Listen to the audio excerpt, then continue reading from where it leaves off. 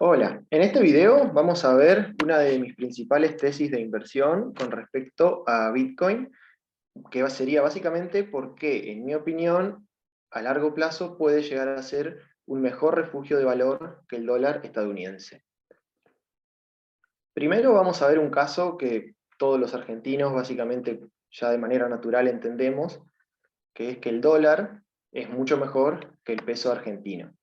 Esto que para nosotros, como digo, sale de manera natural, no es común en muchos países. En la mayoría de los países solamente tienen que pensar en su moneda, entonces la posibilidad de que haya una moneda que sea mejor que la de su propio país es algo directamente impensado. Así que vamos a ver ahora algunos puntitos que son claves de entender.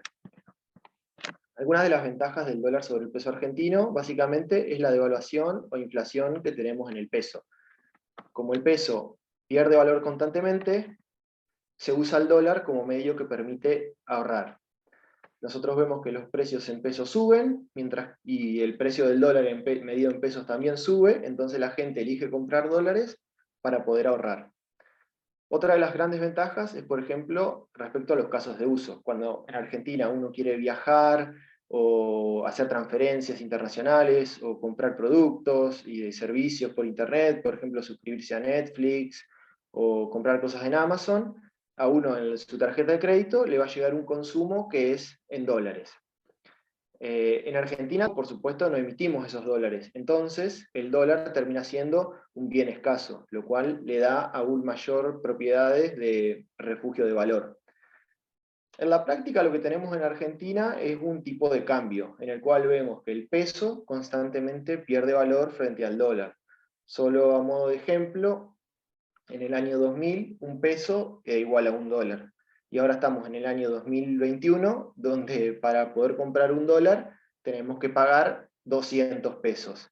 Entonces lo que vemos es que, medido en pesos, los bienes y servicios que un argentino quiere comprar suben constantemente, mientras que, medido en dólares, esos mismos precios generalmente se mantienen constantes o incluso hay casos donde esos precios pueden llegar a bajar. Entonces, si llevamos esto a los términos de los videos que solemos ver de Michael Saylor, podríamos decir que en Argentina el dólar vendría a utilizarse como propiedad. Es algo que queremos tener con nosotros, guardarlo y usarlo solo en última instancia. Y cada vez que podamos, hacer nuestros gastos del día al día en pesos, porque esa es la moneda que se deprecia.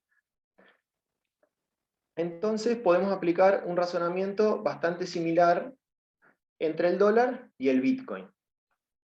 Vamos a ir viendo algunos puntitos. Acá tenemos una comparación entre pesos, dólares y Bitcoin.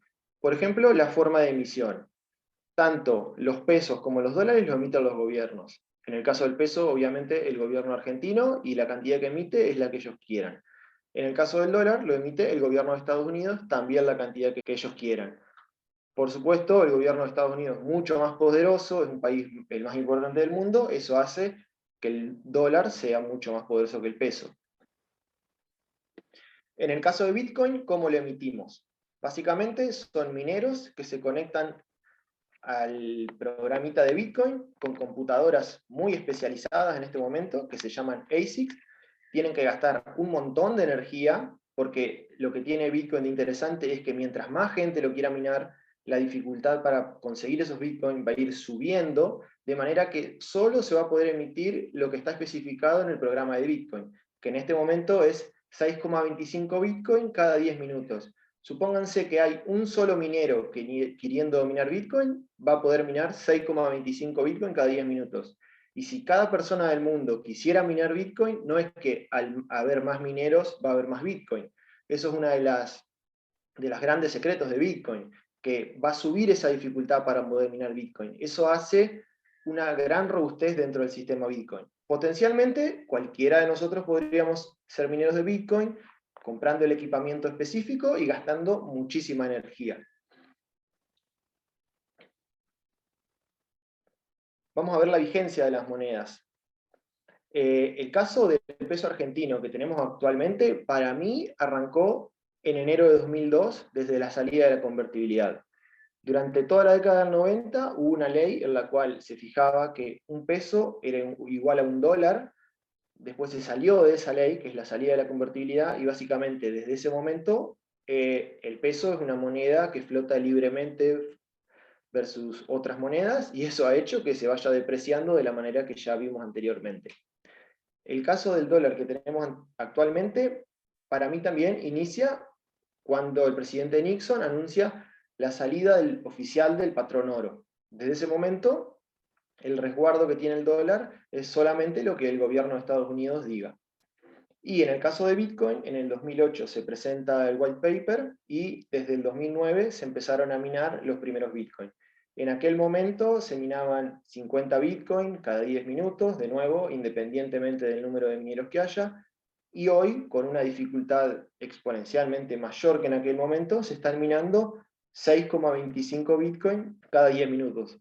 ¿Por qué hago esta comparación? Porque básicamente muchas veces vemos que en las noticias sale que el Bitcoin es una tecnología muy nueva, que no está probada y demás, pero si tenemos en cuenta que el peso actual arrancó en el 2002, cuando se salió de esta ley de convertibilidad, y que el dólar actual lo podríamos poner como que arranca en el año 71, porque anteriormente estaba resguardado por oro, entonces ahí nos pone en perspectiva de que el Bitcoin no es tan nuevo. Vamos a otro punto. Este para mí es un punto crucial, la cantidad que va a existir de cada una de las monedas. Del peso, la cantidad que va a existir es infinita, básicamente lo que el gobierno argentino diga. Lo mismo pasa con el dólar, la cantidad que va a existir es lo que el gobierno de Estados Unidos diga. En el caso de Bitcoin está programado que sean solo 21 millones. Si en algún momento se quisiera cambiar eso, básicamente todos los participantes de la red de Bitcoin, que seríamos los mineros, los nodos y nosotros como usuarios, tendríamos que ponernos de acuerdo todos y decir, no, va a haber más Bitcoin. Pero con eso lo que haríamos sería diluir el proporcional de Bitcoin que cada uno tiene. Básicamente estaríamos perdiendo valor de lo que nosotros tenemos. Entonces no nos conviene, por lo cual sería muy difícil de hacerlo. Esto es un punto clave para mí porque nos permite ponernos un objetivo cuando queremos empezar a ahorrar en Bitcoin. Cuando queremos ahorrar en Bitcoin sabemos que nuestra cantidad de Bitcoin que vamos a ir acumulando a lo largo del tiempo va a ser siempre medida en base a esos 21 millones de Bitcoin. Es decir, que vamos a ir agrandando nuestra porcioncita dentro del pastel de Bitcoin. En cambio, por ejemplo, esto lo ve un argentino día a día, cuando uno quiere ahorrar en pesos, supónganse que quiere comprar un auto, dice voy a ahorrar en pesos, empieza a ahorrar, ahorra un mes, ahorra otro mes, al tercer mes que está ahorrando en pesos, de repente el precio de ese auto se dispara porque se emitieron muchos pesos, entonces el que vende el auto va a subir el precio. En definitiva es como una carrera en la que uno siempre va quedando atrás, como si fuera un juego de estos juegos de la fortuna o demás, donde uno ve que está por llegar al punto donde va a ganar y de repente lo vuelven varios casilleros para atrás. Esto en Bitcoin no pasa, básicamente por esta supply limitada de 21 millones de monedas. Esto también nos lleva a un tema muy importante, que es la inflación en los precios. En Argentina actualmente tenemos una inflación de aproximadamente el 50% anual. Y desde hace una década o más, siempre arriba del 20% anual. Hay que tener en cuenta, aparte, el efecto acumulativo de esta inflación. El dólar tiene menos inflación, sí. Históricamente, más o menos un 2%, y este año, debido a toda la crisis del COVID, se ha disparado bastante, está aproximadamente en el 6%. Vamos a ver si de ahora en más sube, se mantiene, o qué es lo que logra hacer el gobierno de Estados Unidos para controlarla. Mientras que si medimos los precios en Bitcoin, generalmente todo es deflacionario. Solamente a modo de que tengan una idea, la primera vez que se monetizó Bitcoin, se pagaron 10.000 Bitcoin por 2 pizzas. Imagínense ahora cuántas pizzas podrían comprar por 10.000 Bitcoin. O sea, eso nos da una pauta de el crecimiento en el poder de compra que se tiene cuando uno ahorra en Bitcoin, siempre mirado en el largo plazo. Otro punto de comparativa es la posibilidad de usos alrededor del mundo. El peso argentino básicamente solo se puede usar en Argentina. En Argentina ni siquiera los argentinos quieren usarlo mucho, así que imagínense que sea aceptado internacionalmente es imposible. El dólar se usa casi en el 100% del mundo. Hay algunos casos de países como, no sé, Cuba o Corea del Norte, donde por diversos motivos no usan dólar, pero está prácticamente en el 100% del mundo. Mientras que Bitcoin no tiene ningún tipo de problema con eso. Potencialmente lo podría usar todo el mundo. No hay forma de que alguien bloquee y diga en este país no va a usarse Bitcoin. Otro punto es el tema de las transacciones internacionales o dentro del mismo país. Por ejemplo, en Argentina es verdad que usar pesos dentro del país es muy fácil. Hay muchos bancos, aplicaciones, Mercado Pago o similares, donde es muy fácil transferirnos pesos de una persona a la otra. Pero ya cuando salimos de las fronteras de Argentina, directamente es imposible, ya no se puede operar en pesos.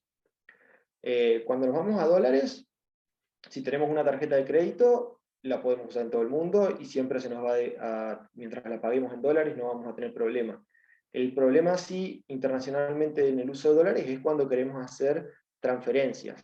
Si uno quiere transferir de una caja de ahorro en dólares de un banco de Argentina a un banco de Estados Unidos o de Europa o de donde sea, ahí ya van a empezar las trabas. Va a haber que dar muchas explicaciones, seguramente va a pasar varios días desde que esa transferencia se realice, nos van a pedir un mínimo, va a tener comisiones muy altas, es decir, se puede hacer, pero ya no es tan fácil como cuando hacemos gastos con tarjeta de crédito. Mientras que en el caso de Bitcoin, para hacer transferencias, como Bitcoin no tiene ningún tipo de frontera, podemos transferirlo a todo el mundo. Si hacemos una transferencia de las que se llaman on-chain, esperando aproximadamente 10 minutos, esto es desde que se mina un bloque al otro bloque donde nuestra transferencia es agregada, lo podemos hacer. Y si usamos una tecnología que se está desarrollando actualmente de segunda capa de Bitcoin, que se llama Lightning Network, podemos hacer una transferencia instantánea y prácticamente sin costo. Lo mismo a todo el mundo.